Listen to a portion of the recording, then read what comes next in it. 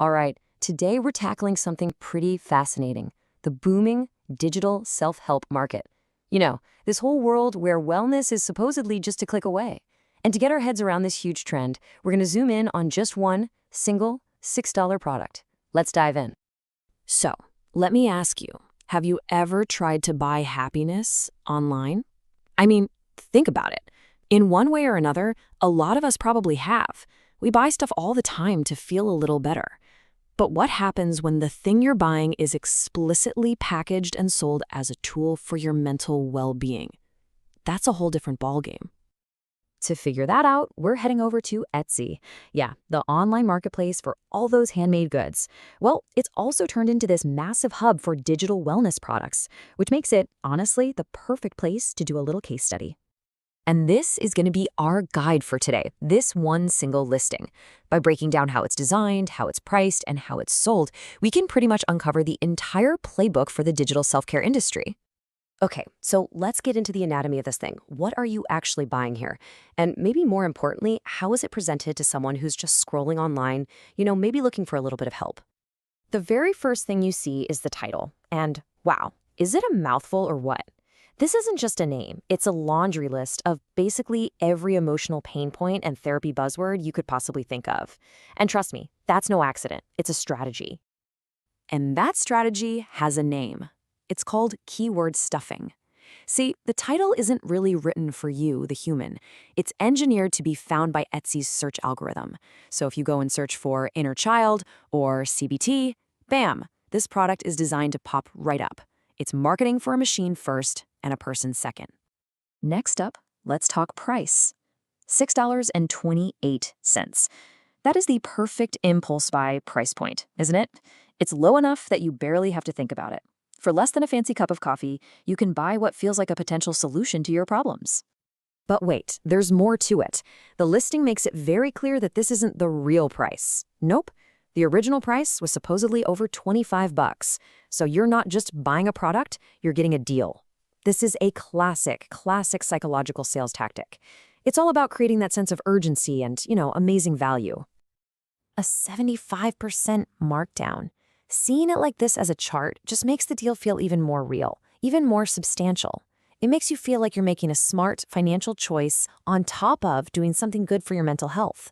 It's a 2-for-1. So what do you actually get for your $6? Well, according to the description, you get 6 downloadable PDF workbooks. Each one is aimed at a really specific concept, like your inner critic or inner child. It sounds like a pretty comprehensive package of do-it-yourself therapy tools.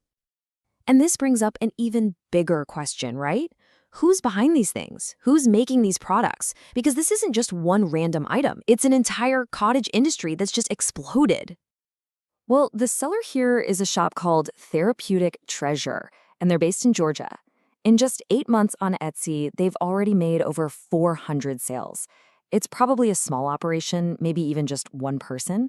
And what's really interesting is that this specific bundle has 0 reviews, but the shop itself is still doing pretty steady business.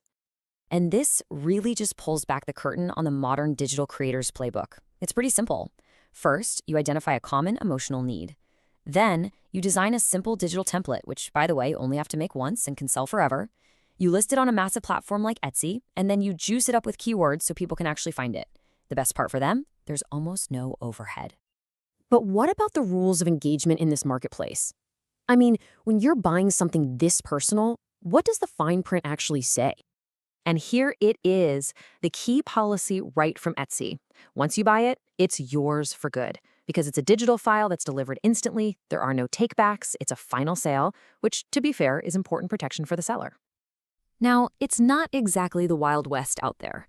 Etsy does offer a bit of a safety net for buyers, so if the item isn't what was described, or you say never get the file, their purchase protection program can step in. So there is a layer of trust that's built right into the platform.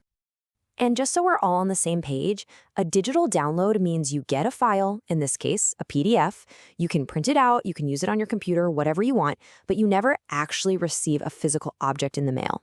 It's totally immediate, but it's also completely intangible.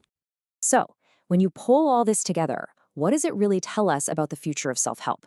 Are these products a genuinely useful tool for people, or is this just another trend in the, commercialization of our feelings? I mean, the appeal is undeniable. You can't argue with that. These tools are incredibly accessible, they're affordable for pretty much anyone, and you can use them anonymously in the privacy of your own home. You feel a need, and literally within minutes, you can have a tool in your hands that promises to help. That is a really, really powerful proposition. And that leaves us with this final and I think pretty crucial question. When we can add self-compassion to an online shopping cart right next to a new pair of socks, what does that do to how we understand well-being itself? Is the solution to our problems really just a $6 download away? That's definitely something to think about.